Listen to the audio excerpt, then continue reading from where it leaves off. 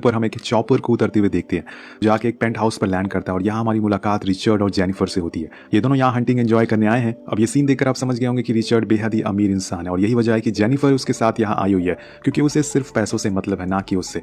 Well, अब दोनों घर में घुसते हुए इंटीमेट होना शुरू हो जाते हैं और कुछ देर बाद रिचर्ड के पास एक लेडी का कॉल आता है जो कि उसकी वाइफ। अब ये बात जेनिफर को शुरुआत से ही पता होती है, पर पैसों का चक्कर बाबू भैया, पैसों का चक्कर। नेक्स्ट डे हम जेनिफर को देखते हैं जो आराम से ट्रिप को एंजॉय कर रही होती है कि तभी उसके सामने दो आदमी आकर खड़े हो जाते हैं, जो कि इस कहानी के दूसरे और तीसरे अहम किरदार होने वाले हैं। इनके नाम होते हैं जॉन और स्टीव। वो दोनों असल में रिचर्ड के दोस्त थे जो उसे यहाँ मिलने आए थे, पर उसमें से स्टीव जेनिफर को देखते ही उसके पीछे पागल हो जाता है, ये जानते हुए कि वो उसके दोस्त की गर्लफ्रेंड है। अब सीन शिफ्ट होता है रात में, जहाँ पे सभी लोग एंजॉय कर रहे होते हैं और उसके दोस्त रिचर्ड को यहाँ की फेमस चीज गिफ्ट करते हैं। लेकिन इसी बीच वहाँ जेनिफर भी आ जाती है जो रिचर्ड को अपने साथ डांस करने को कहती है, पर वो कहता है कि मैं थक चुका हूँ। पर जेनिफर नहीं मानती और उससे अपने साथ डांस करने को कहती रहती है, तो उसे स्टीव के साथ डांस करने को कह देता है और वो भी कर लेती है, क्योंकि ये एक नॉर्मल सा डांस था। लेकिन यहाँ स्टीव को लगने लगता है कि जैसे वो उसे पसंद करता है, क्या पता वो भी उसे पसंद करती है, इसलिए वो उसके साथ बेधड़क होकर डांस कर रही है। अब कुछ देर बाद सभी लोग नशे में हो जाते हैं और सो जाते हैं। और अगले दिन जब सुबह होती है तो हमें पता चलता है कि रिचर्ड कहीं बाहर गया हुआ है और इसी का फायदा स्टीव उठाता है। वो जेनिफर के लिए ब्रेकफास्ट बनाता है जो कि उसे पसंद भी आता है। अब वो दोनों बहुत देर तक बातें करते हैं, पर एक समय पे जेनिफर को समझ आ जाता है कि स्टीव का मोटिव कुछ और है, इसलिए उसे साफ साफ बोल देती है कि जैसे तुम समझ रहे हो वैसा कुछ भी नहीं है। और ये बोलकर वो रूम में चली जाती है। लेकिन स्टीव यहाँ पर रुकने वाला नहीं था, उसके मन में तो कुछ और ही चल रहा होता है। वो उसके पीछे पीछे उसके रूम तक चला जाता है और चुपके से उसे देखने लगता है। और जब वो ऐसा करते हुए पकड़ा जाता है तो उल्टा वहां से जाने के बजाय वो जाकर जेनिफर के साथ बैठ जाता है और कहता है कि हमें एक दूसरे को जानना चाहिए, हम एक अच्छे दोस्त बन सकते हैं। तो जेनिफर कहती है कि हाँ क्यों नहीं। तो पूछता है कि तुम्हें कैसे लड़के पसंद है। तो जेनिफर बताती है कि मुझे रिच और टॉल टाइप के लड़के पसंद है, तुम मेरे टाइप के नहीं हो। तो कहता है कि पर कल तो तुम मेरे साथ चिपक कर डांस कर रही थी, अब क्या हुआ। तो जेनिफर कहती है कि मैं नशे में थी, मुझे होश नहीं था, जैसे तुम समझ रहे हो वैसा नहीं है। ये बोल के वो जाने लगती है, पर स्टीव उसे पकड़ लेता है और उसके साथ बदतमीजी करने लगता है। अब इसी दौरान वहां जॉन आकर उन्हें ऐसा करते हुए देख लेता है। तो स्टीव बोलता है कि तुम्हें दिखाई नहीं दे रहा, हम लोग बिजी हैं, जाओ यहाँ से। तो वो चला जाता है। लेकिन जेनिफर की आंखों में आंसू थे, वो चाह रही थी कि जॉन शायद उसे ऐसा करने से रोकेगा, लेकिन वो तो बाहर चला जाता है और उसके बाहर आते ही जेनिफर चीखने लगती है, चिल्लाने लगती है। और ये सुनकर वो जानबूझकर टीवी ऑन कर देता है और उसकी वॉल्यूम बढ़ा देता है ताकि उसकी आवाज बाहर तक ना आ पाए। अब इसी तरह से समय बीत जाता है और रिचर्ड भी वापस आ चुका था। तो स्टीव उससे कहता है कि जेनिफर के साथ मेरी कुछ प्रॉब्लम हो गई है। तो उसे सब कुछ सच बता देता है, पर रिचर्ड कुछ ज्यादा रिएक्ट नहीं करता, जैसे लग रहा था कि ये सब उसके लिए आम सी बात हो। अब वो जेनिफर के रूम में जाता है जहाँ पर वो पूरी तरह से सदमे में थी, उसकी बॉडी पे चोट के निशान थे। अब ये सब देखकर रिचर्ड उसे कहता है कि तुम घबराओ मत, जो हो गया सो हो गया, अब सब भूल जाओ। वो कहती है कि तुम्हारे दोस्त ने मेरे साथ क्या किया तुम्हें पता भी है। जिसके बाद वो बाहर जाता है और स्टीव को बहुत सुनाता है और फिर अंदर आकर उससे कहता है कि तुम आराम करो। लेकिन जेनिफर को अब घर जाना था। वो कहती है कि जितनी जल्दी हो सके चॉपर मंगवाओ, मुझे घर जाना है। पर रिचर्ड तो यहाँ पर हंटिंग कंपटीशन के लिए आया था और जब तक वो पूरा नहीं हो जाता वो नहीं जाने वाला था। वो जेनिफर को मनाने के लिए एक ब्लैंक चेक भी देता है ताकि वो कुछ पैसे लेकर मान जाए, लेकिन वो नहीं मानती और आखिर में कह डालती है अगर तुमने चॉपर नहीं बुलाया तो मैं तुम्हारी वाइफ को सब कुछ बता दूंगी। अब अपनी वाइफ की बात सुनकर रिचर्ड का गुस्सा ट्रिगर हो जाता है और उसे जोरदार थप्पड़ मारता और कहता है कि अगर तुमने मेरी वाइफ का नाम लिया तो अच्छा नहीं होगा, मैंने बोला ना कुछ दिन रुको। अब ये बोलकर वो उसके रूम से चला जाता है और तभी जेनिफर मौका देखकर वहां से भागने लगती है। लेकिन रिचर्ड उसे भागते हुए देख लेता है और उसका पीछा करने लगता है। अब उन्हें भागते हुए स्टीव और जॉन भी देख लेते हैं और ये भी उनके पीछे भागने लगते हैं। अब दोस्तों जिस आइलैंड पर ये लोग मौजूद थे वहां दूर दूर तक कोई भी घर नहीं था, यहाँ अकेले थे ये। अब ये जानते हुए जेनिफर बिना देखे बस भागी जा रही थी। उसके पीछे ये तीनों जानवरों की तरह पड़े हुए थे। लेकिन तभी रास्ता खत्म हो जाता है और जेनिफर को रुकना पड़ता है। जेनिफर को देखकर ऐसा लग रहा था कि अब शायद वो यहाँ से कूदने वाली है, लेकिन रिचर्ड कहता है कि ऐसा मत करो, सब कुछ ठीक हो जाएगा, देखो मैं चॉपर मंगवा रहा हूँ। अब वो फौरन स्टीव से फोन मांगता है और पायलट को यहाँ आने के लिए बोलता है और इसके बाद वो उसे बताता है कि आधे घंटे में चॉपर यहाँ पर आ जाएगा और फिर तुम आराम से यहाँ से जा सकती हो। अब ये बात सुनकर जेनिफर थोड़ा रिलैक्स फील करती है, थोड़ा अच्छा फील करती है। उसे लग रहा था कि वो यहाँ से आजाद हो जाएगी। लेकिन इसी दौरान यहाँ पर कुछ ऐसा होता है जो सबको चौंका देता है। अचानक से रिचर्ड उसे धक्का दे देता है जिसे वो सीधा नीचे जाकर पेड़ पर गिरती है और ऑन द स्पॉट उसकी मौत हो जाती है। अब ये देखकर स्टीव बहुत ही घबरा जाता है। वो कहता है कि तुमने ऐसा क्यों किया। तो रिचर्ड बोलता है कि अगर हमें पुलिस और हमारी वाइफ से बचना है तो ये करना जरूरी था, नहीं तो ये लड़की हमारी लाइफ खराब कर देती और हम यहाँ पर जिस काम के लिए आए हैं वो हमें करना है, पर उससे पहले हमें इसकी लाश को ठिकाने लगाना पड़ेगा। तो घर चलते हैं, गाड़ी लेकर आते हैं और उसके बाद क्या करना है फिर सोचेंगे। अब घर पहुंचकर रिचर्ड सबसे पहले उसके सारे कपड़े और चीजें जला देता है ताकि कोई भी सबूत ना रहे। इसके बाद हम स्टीव को देखते हैं जो आकर रिचर्ड से माफी मांगता है कि जो कुछ भी उसने किया जेनिफर के साथ। लेकिन रिचर्ड कहता है कि कौन जेनिफर, मैं कोई जेनिफर को नहीं जानता और तुम भी उसे नहीं जानते। वहीं दूसरी तरफ अब जेनिफर की लाश सड़ना शुरू हो जाती है और उसकी पूरी बॉडी पे चींटियां पड़ गई थी और खून तो बेहिसाब ही बह चुका था। लेकिन तभी कुछ हलचल होती है और उसके अंदर एक बार फिर से जान आ जाती है, शायद ये करिश्मा ही कह सकते हैं। वो अपना हाथ हिला पा रही थी और उसके थोड़ी दूर पर उसका ही लाइटर पड़ा हुआ था। उस लाइटर से पेड़ में आग लगा देती है जिससे वो धीरे धीरे जल जाता है और कुछ देर बाद वो जमीन पर गिर जाती है। चौंकाने वाली बात ये थी कि वो अभी भी जिंदा है। ऊपर वाले ने उसमें फिर से जान डाल दी थी क्योंकि उसके साथ अन्याय हुआ था, पर यहाँ उसकी हालत बहुत ही ज्यादा खराब होती है, उसका आधा खून बह चुका था। पर इसी बीच उसे कुछ गाड़ियों की आवाज सुनाई देती है। दरअसल रिचर्ड और उसके दोस्त अब उसकी लाश को ठिकाने के लिए आ रहे थे और उसकी आवाज जेनिफर सुन लेती है तो वो बड़ी मुश्किल से एक चट्टान के नीचे जाकर छुप जाती है ताकि वो दिख ना सके।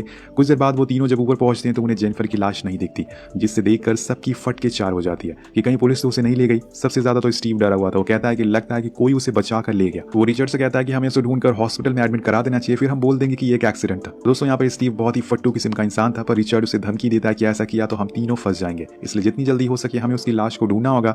अब वो तीनों नीचे पहुंच जाते हैं, लेकिन यहाँ अब अंधेरा हो चुका था। वो चारों तरफ नजर घुमाते हैं, उन्हें वहां जेनिफर तो नहीं दिखती, पर खून के कई निशान जरूर दिख जाते हैं जो कि एक दिशा की तरफ जा रहे थे। अब तीनों उसके पीछे पीछे जाने लगते हैं तो उन्हें कुछ ही दूरी पर एक नदी मिलती है जहां पे एक निशान रुक जाते हैं, यानी कि यहीं से जेनिफर को कहीं ले जाया गया है। यहाँ रिचर्ड सेम वही गलती करता है जो हर मूवी में होती है। वो कहता है कि हमें अलग होना चाहिए जिससे हम उसे जल्दी ढूंढ पाएंगे। अब सारे लोग अपनी अपनी गाड़ियां लेकर उसे ढूंढना शुरू कर देते हैं। वहीं हम जेनिफर की हल्की सी झलक देख पाते हैं, जिससे ये साबित हो जाता है कि उसे कोई लेके नहीं बल्कि वो खुद वहां से उठकर गई है। लेकिन ये कैसे पॉसिबल हो सकता है कि कोई मर के भी जिंदा हो जाए। सीन शिफ्ट होता है जॉन पे, जो गाड़ी रोककर नदी के किनारे सूसू कर रहा था कि तभी उसके पीछे मौत बनकर जेनिफर खड़ी थी अपने बदले के इंतजार में, क्योंकि इसे टीवी तेज साउंड पर सुनने का बहुत ही शौक था और अब जेनिफर इसका शो बनाएगी। वो थोड़ी देर रुकती है, जिसके बाद वो तुरंत उसके पास रखी बंदूक को उसके ऊपर ही तान देती है। अब ये देखकर वो घबरा जाता है। वो अपने दोस्तों को आवाज भी लगाता है, पर वो उनसे काफी दूर होते हैं। अब यहाँ जेनिफर समय बर्बाद नहीं करती, वो सीधा उस पर शूट कर देती है, पर उसकी किस्मत खराब थी, वो गन लोड नहीं होती और जब तक वो लोड करती है जॉन उस पर हावी हो जाता है, जिसके बाद वो अपने दोस्तों को मैसेज भी कर देता है कि मैंने उसे पकड़ लिया है। लेकिन यहाँ जेनिफर इतनी जल्दी हार मानने वालों में से नहीं था। वो उससे फाइट बैक करना शुरू हो जाती है और एक समय पे तो मारी भी जाती है, क्योंकि जॉन ने उसे काफी समय तक पानी के अंदर दबा कर रखा हुआ था। लेकिन तभी उसे जॉन का चाकू मिल जाता है और वो सीधा उसकी आंख पे वार करती है। उसकी एक आंख फोड़ देती है, जिससे वो पहले तो तड़पता है और फिर बाद में उसी नदी में गिरकर मारा जाता है। जब जॉन उसके साथ गलत कर रहा था तो इसने उसे देखकर भी अनदेखा कर दिया था और इसीलिए उसने इसकी आंखें छीन ली। पर वहीं दूसरी तरफ स्टीव मन ही मन खुश हो रहा था कि चलो जान बच गई, कम से कम जेनिफर को अपने सामने मारकर मैं तसल्ली ले लूंगा।